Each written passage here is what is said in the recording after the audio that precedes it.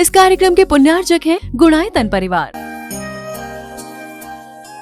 गुणायतन परिवार द्वारा भोपाल में बड़ी सार्थक पहल की गई है, जिसमें बच्चों को संस्कार युक्त और गुणवत्तापूर्ण शिक्षा देने का मौका मिल रहा है। ये बच्चों की व्यवस्था की गई है, जिसमें 6वीं 7वीं के बच्चे इस साल लिए जाएंगे और 11वीं 12वीं और सीए फाउंडेशन के बच्चों को यहाँ रखा जाएगा। ये मेधावी छात्रों को प्रावीण्य के आधार पर उसे प्रविष्टि मिलेगी। पूरे देश भर से प्रविष्टि आएगी। प्रत्येक कक्षा में मात्र 30-30 बच्चों का ही चयन होगा और चयनित बच्चे वे होंगे जो अपनी प्रतिभा के बल पर चुने जाएंगे और उनको एक प्रकार की स्कॉलरशिप दी जाएगी। ये छात्रवृत्ति के तहत पढ़ेंगे। गुणायतन के समाज कल्याण की दिशा में एक बहुत अच्छी पहल है और ये सार्थक पहल है। इसकी शुरुआत भोपाल से हो रही है। ये भोपाल वालों के लिए बहुत गौरव का विषय है। इसके लिए गुणायतन के साथ विद्यासागर इंस्टीट्यूट और सेज और एपीटी, इन तीनों को भी मैं बहुत बहुत आशीर्वाद देता हूँ।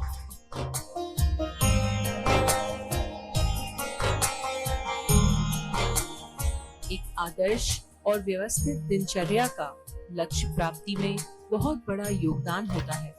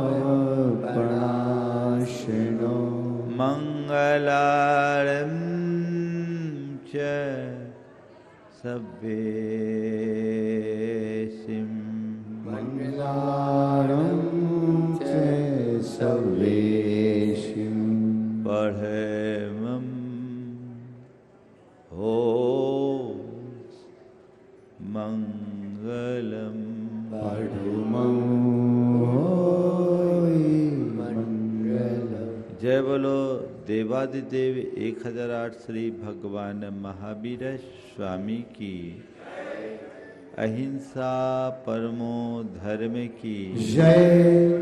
परम पूज आचार्य गुरुवर श्री विद्यासागर जी महाराज की जय। बड़े आनंदित दिख रहे हैं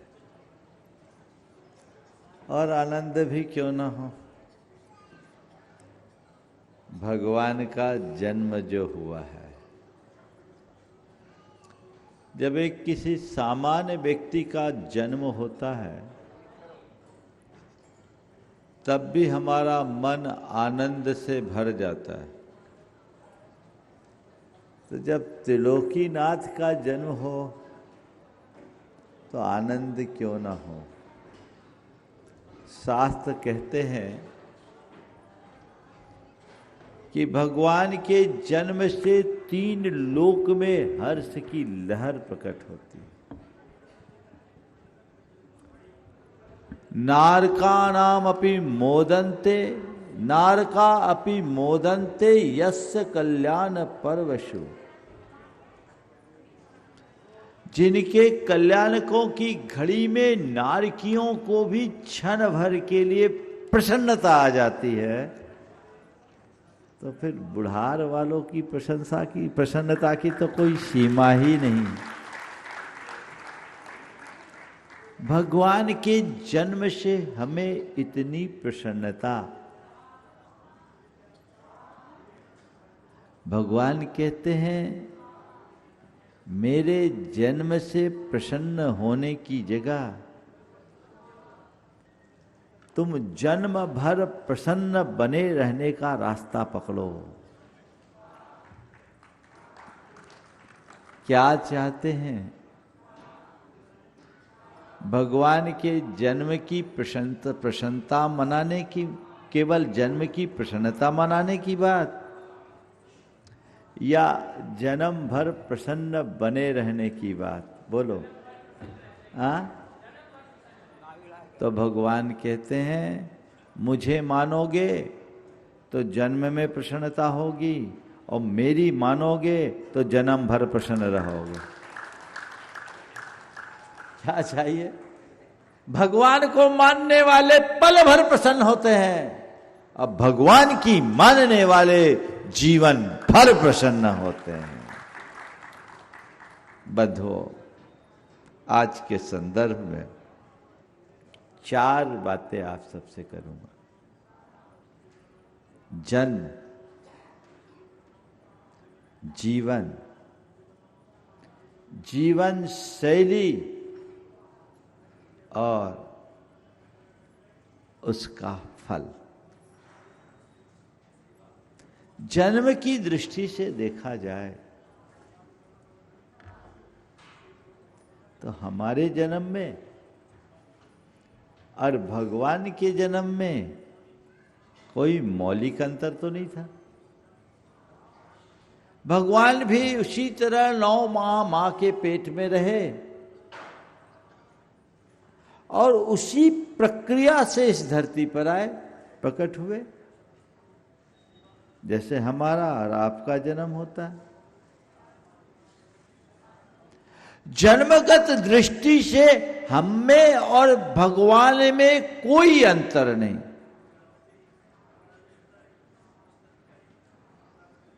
लेकिन फिर भी वो भगवान है तो लोग पूज्य हैं, हम सामान्य प्राणी हैं। ये अंतर जन्मगत नहीं है, ये अंतर जीवन शैलीगत है।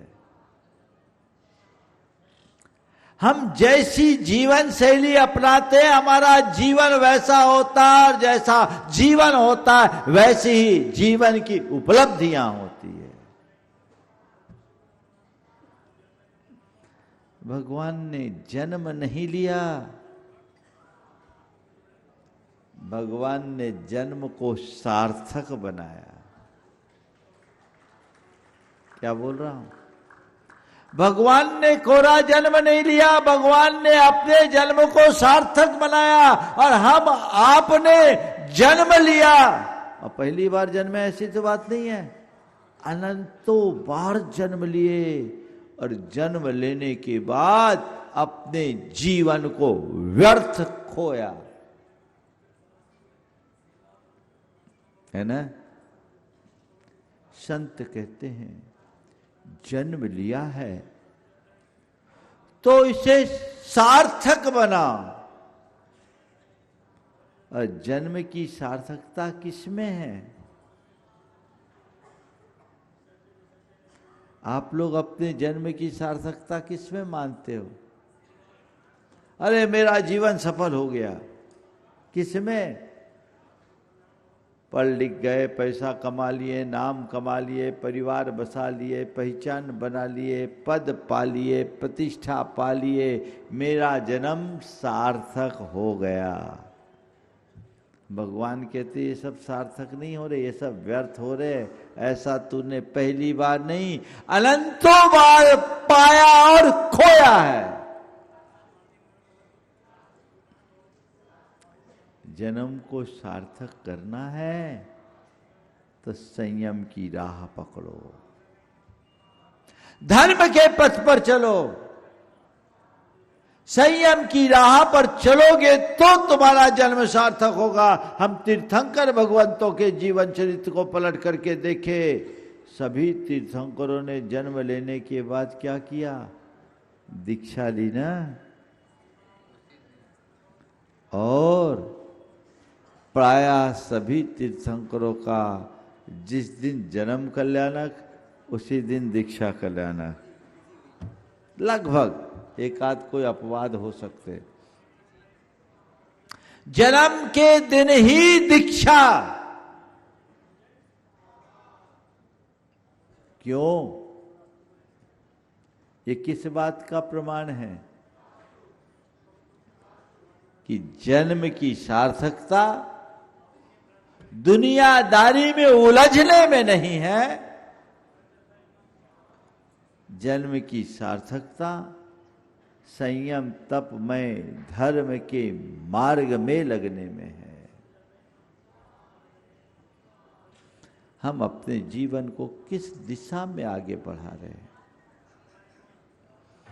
शास्त्रकार कहते हैं भवस्य सारम किम किल व्रत धारणम च। व्रतों का अनुपालन ही हमारे भाव का सार है।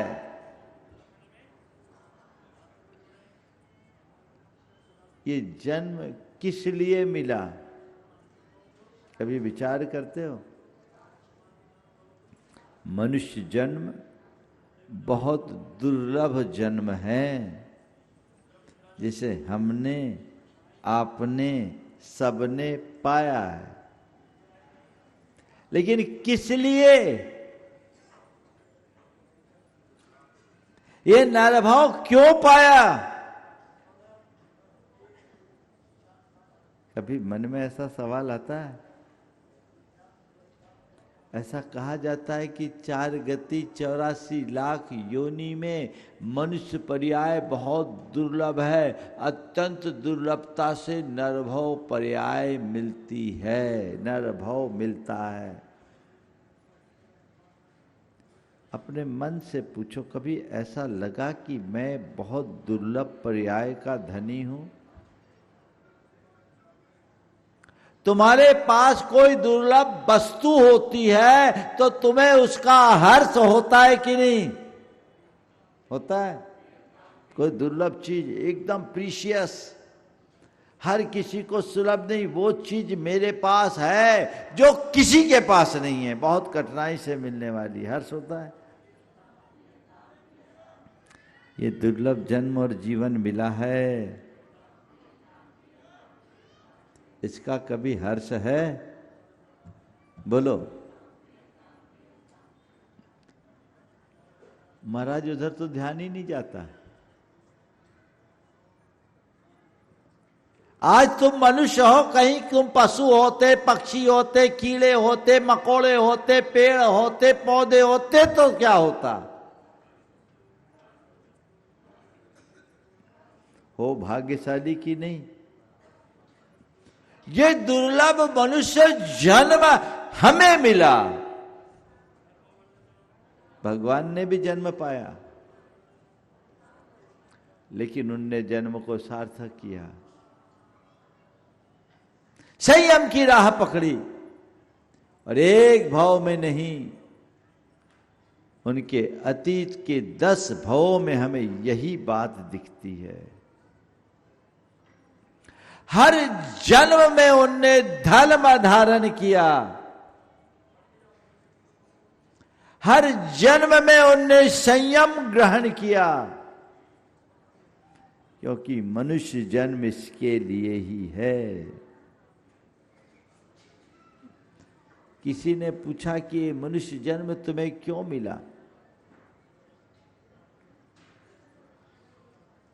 तो तो सामने वाले ने उत्तर दिया, धन पैसा कमाने के लिए।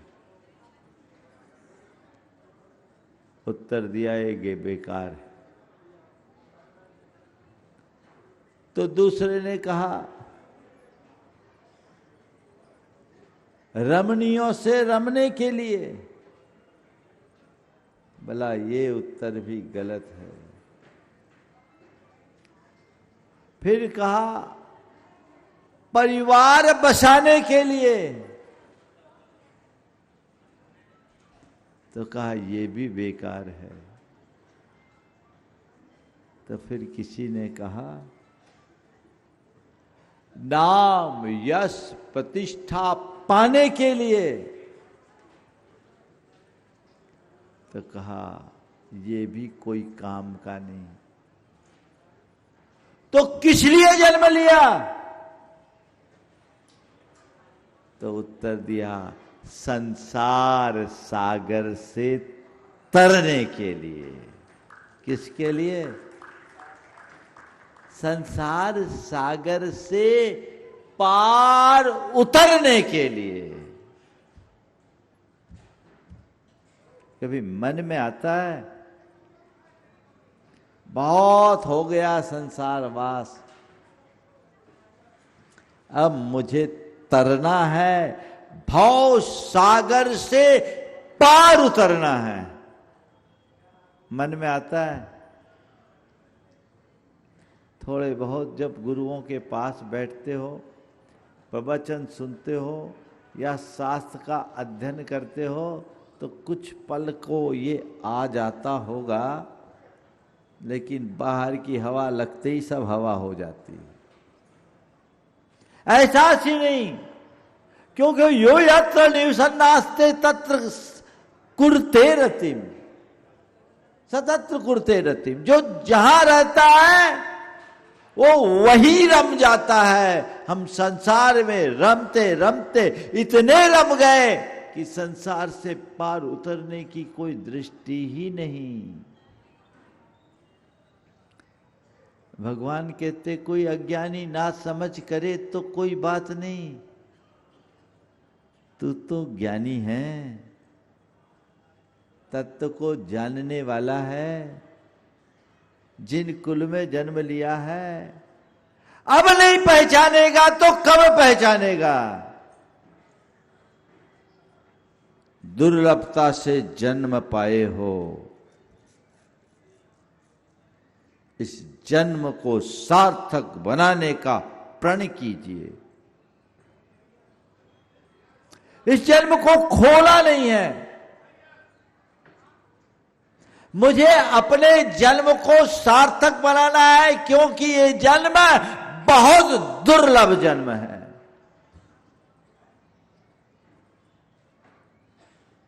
देखो कितना दुर्लभ। हम भाग्यशाली हैं कि मां के पेट से बाहर आए। कई तो पेट से ही पर लोग पहुंच जाते हैं या पहुंचा दिए जाते हैं। है जन्म। मनुष्य होने के बाद भी कई ऐसे अभागे मनुष्य हैं कि मां के पेट से ही परलोक पहुंच जाते हैं। सरखंडागा में आया है एक प्रकरण, सुनोगे तो रोंगटे खड़े होंगे।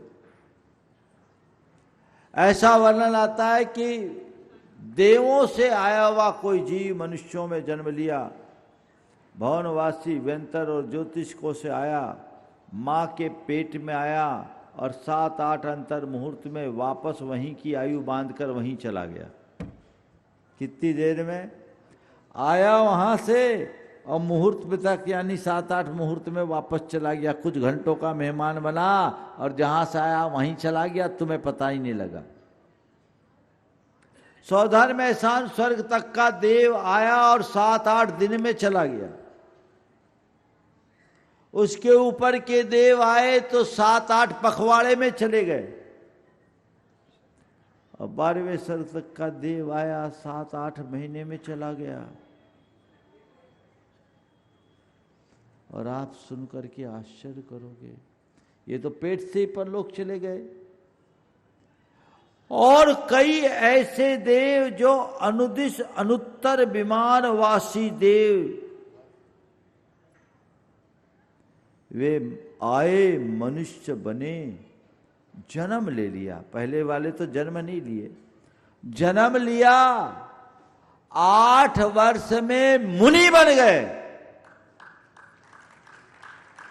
और मुनि बनकर 8 वर्ष की अल्प आयु में ही मरकर वापस अनुदिश और अनुत्तर विमान में चले गए। इतना अल्प जीवन ये मनुष्य जीवन का। धवला में सवाल उठाया कि सम्यक दृष्टि अल्पायु नहीं होता, ये 8 वर्ष की आयु कैसे? तो आचार्य वीरसेन भगवंत ने उत्तर दिया, जिस आयु में संयम गहन किया जा सके वो आयु अल्प नहीं होती।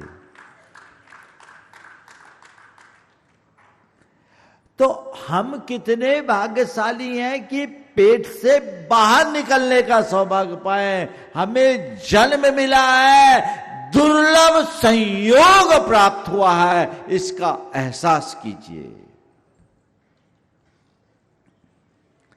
और केवल जन्म नहीं मिला, जीवन भी मिला।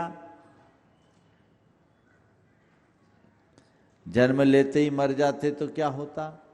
बहुत से तो ऐसे ही हैं कि जन्म लेते हैं और मर जाते हैं। बहुत से ऐसे हैं जन्म लेते हैं लेकिन उनकी कोई सही परवरिश करने वाला नहीं रहता। बहुत से ऐसे होते हैं जो जन्म लेते, थोड़े दिन जीते और चले जाते हैं। इस अर्थ में कितने भाग्यशाली हैं कि हमने जीवन पाया है, और जीवन भी नहीं, सुदीर्घ जीवन पाया, लंबा जीवन पाया। इस सभा में कोई 60 बरस, कोई 70 बरस, कोई 80 बरस और कोई उससे ऊपर वाले भी होंगे। हैं कोई 80 से ऊपर वाले? एक आध देखो, वो माता हाथ उठा रही, 80 से ऊपर की है? वाह, लगती नहीं है, 83 है। बता, इतना लंबा जीवन पाया। डॉक्टर साहब 80 पार हो गए? वाह, 70 है, टचिंग है, ठीक है। तो इतना लंबा जीवन पाया, ये दुर्लभ है कि नहीं? बीच में ही कहानी खत्म हो जाए तो कोई भरोसा है? अगले पल का ठिकाना नहीं, कोई भरोसा नहीं है, ये विश्वास नहीं कि अगली सांस आए। जीवन दुर्लभ है कि नहीं? हमने इस दुर्लभता को भी पाया, जन्म और जन्म के साथ जीवन। तो ये हमें नहीं, सबको प्राप्त हुआ। जीवन केवल हमें नहीं, सबको प्राप्त हुआ। ये प्राप्त तो हो गया, पर अब कर क्या रहे हैं? जन्म पाया, जीवन पाया, किया क्या? जीवन ही नहीं पाया, जीवन साथी भी पाए। और अब तो और दुर्लभ, जीवन साथी पाए नहीं, जीवन साथी ने साथ निभाए। ये भी बड़ा दुर्लभ हो गया। अब तो जीवन साथी मिलना दुर्लभ तो है ही, जीवन साथी का जीवन भर साथ बनाए रखना भी बहुत दुर्लभ है। यहां तो जीवन साथी बनते और हटना शुरू हो जाता है, साथ टूटना शुरू हो जाता है। ये सब बातें दुर्लभ है। जन्म पाए, जीवन पाए, लेकिन मेरी जीवन शैली कैसी है? भगवान ने अपनी जीवन शैली हमें बताई।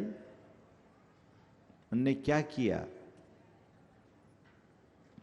10 भाव का रिकॉर्ड देखो। 10 भाव में भगवान ने क्या किया? जब तक वे गृहस्थ रहे, दान, पूजा, शील और उपवास रूप चतुर्विध श्रावक धर्म का दृढ़ता से पालन किया। अन्य अपने गृहस्थोचित कर्तव्यों को उन्होंने निभाया, घर परिवार चलाया, राजपाट संभाला, सारे दायित्व पूरे किए, लेकिन प्रमुखता किसको दी?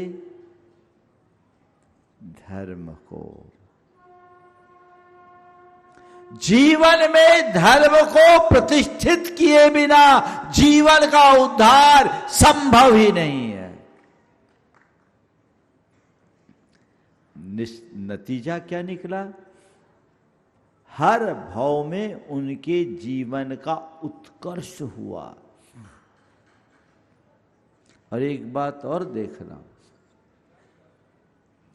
तीर्थंकरों ने दृढ़ता से धर्म किया, लेकिन इनके जीवन में बड़े बड़े उपसर्ग भी आए। पारसनाथ भगवान को देख लो, 10 भाव में उत्सर्ग उपसर्ग उपसर्ग, फिर भी उनने धर्म का साथ नहीं छोड़ा। भाव भाव में उपसर्ग आए, संकट आए, लेकिन हर उपसर्ग को उनने अपने उत्कर्ष का कारण बनाया। ये जीवन शैली है। श्रावक धर्म का पालन श्रावक अवस्था में करिए। दान, पूजा, शील, उपवास को अपना धर्म बनाकर चलिए, लेकिन इतने में संतुष्ट मत होइए। भगवान यहीं नहीं रुके। हर तीर्थंकर भगवंत के चरित्र को पलट करके देखो। 10 भाव में 5 भाव उनके मनुष्य के हुए, और हर भाव में वे मुनि बने। क्या बने? पहले श्रावक धर्म का पालन किया, जीवन के अंत अंत में ही सही पर मुनि बने। ऐसे उनने नहीं छोड़ा, क्योंकि संयम ग्रहण किए बिना जीवन की सार्थकता नहीं है, यह उनका दृढ़ विश्वास था। हर भाव में मुनि बने, और मुनि बनकर उनने कठोर से कठोरतम साधना की, उग्र तपस्या की, उनका उत्कर्ष हुआ। 9वें भाव में उन्होंने 8वें भाव में ऐसी उग्र तपस्या की कि 16 कारण भावनाएं भाई, उन्हें द्वादशांग का ज्ञान भी हो गया। गुरु चरणों में अपना समर्पण किया, तीर्थंकर प्रकृति का बंध किया, स्वर्ग में देव हुए, वहां से च्युत होकर के मनुष्य बने और साक्षात तीर्थंकर के रूप में जन्म लिए। आदिनाथ भगवान कहां से आए थे? सर्वार्थ सिद्धि से। और सर्वार्थ सिद्धि कैसे गए थे? मुनि बनकर गए थे। कठोर तपस्या, वज्रनाभि चक्रवर्ती हुए थे ना? हाँ, क्या बने थे? पूर्व में क्या थे? हाँ, 8वें भाव में क्या थे आदिनाथ भगवान? मुनि बने, तीर्थंकर प्रकृति का बंध किया, कठोर तपस्या की, तब जाकर वे तीर्थंकर बन पाए। हाँ, वज्रनाभि ना? हाँ, वज्रनाभि चक्रवर्ती। पर चक्रवर्ती पर्याय में तो कोई कमी नहीं थी उनके पास। इतना दुर्लभ साम्राज्य पाया, काहे को बने मुनि? सब कुछ क्यों छोड़े? कई बार लोग कहते ना, हम धर्म क्यों करें, मुझे क्या कमी?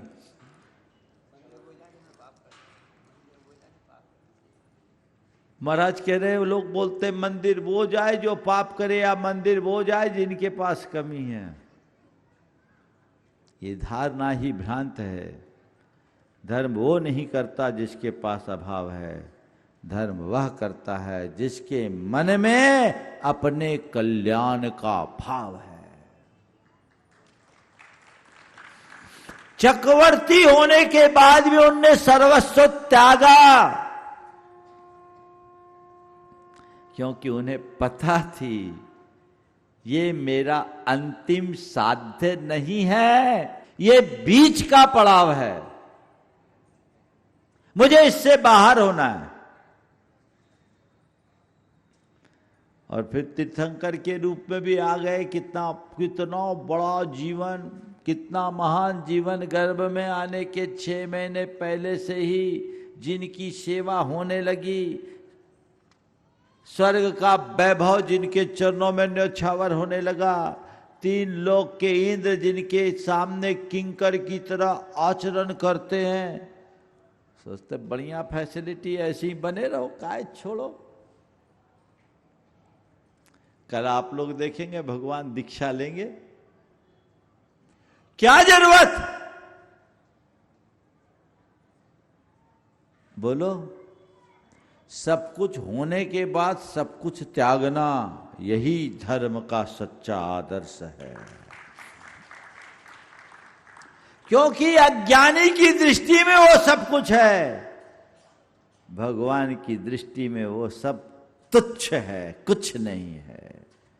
क्योंकि ये तो हमने जन्म जन्मांतरों में अनंतों बार धारण किया है और छोड़ा है, इनमें समाधान नहीं, ये तृष्णा को बढ़ाने वाले। समुद्रांत पृथ्वी तो उन्हें त्यागा,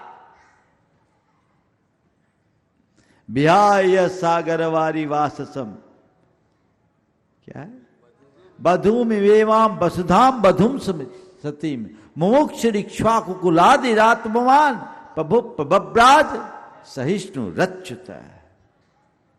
सब छोड़ दिया, मुख मोड़ दिया, क्योंकि निज से नाता जोड़ दिया। जिसके केंद्र में आत्मा हो उसके लिए सब व्यर्थ है, और जो अपनी आत्म तत्व से अनभिज्ञ है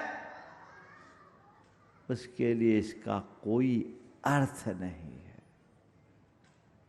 भगवान की जीवन शैली से प्रेरणा लीजिए।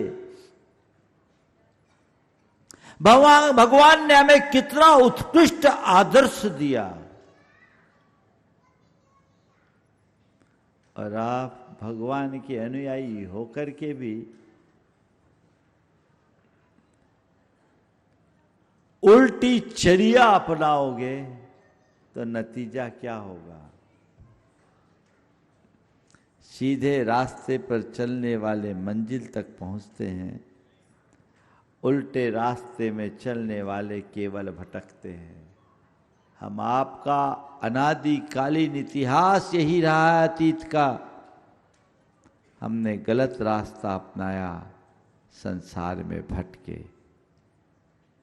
सदगुरु की कृपा से मुझे दिशा मिली, दृष्टि मिली है, अब राह नहीं छोड़नी, अब सही राह पकड़नी है। हम भगवान की शरण में आए हैं तो केवल भगवान की राह पर चलेंगे। जीवन शैली में बदलाव लाइए, कल्याण केवल तभी और तभी हो सकेगा। भगवान की तरह उत्कृष्ट संयम के मार्ग पर नहीं चल सको कोई बात नहीं, भगवान की तरह तुम दीक्षा नहीं ले सको तो कोई बात नहीं, भगवान की तरह तुम भगवान ने जैसा बताया वैसा श्रावक ना बन सको तो भी कोई बात नहीं। मैं बहुत नीचे आ रहा हूं। भगवान ने जो तुम्हें कहा वो तुम करो, ना करो कोई बात नहीं, क्षम्य। भगवान ने जो कहा कदाचित न कर पाओ तो भी चलेगा, पर भगवान ने जिसका मना किया वो करो तो कभी नहीं चलेगा।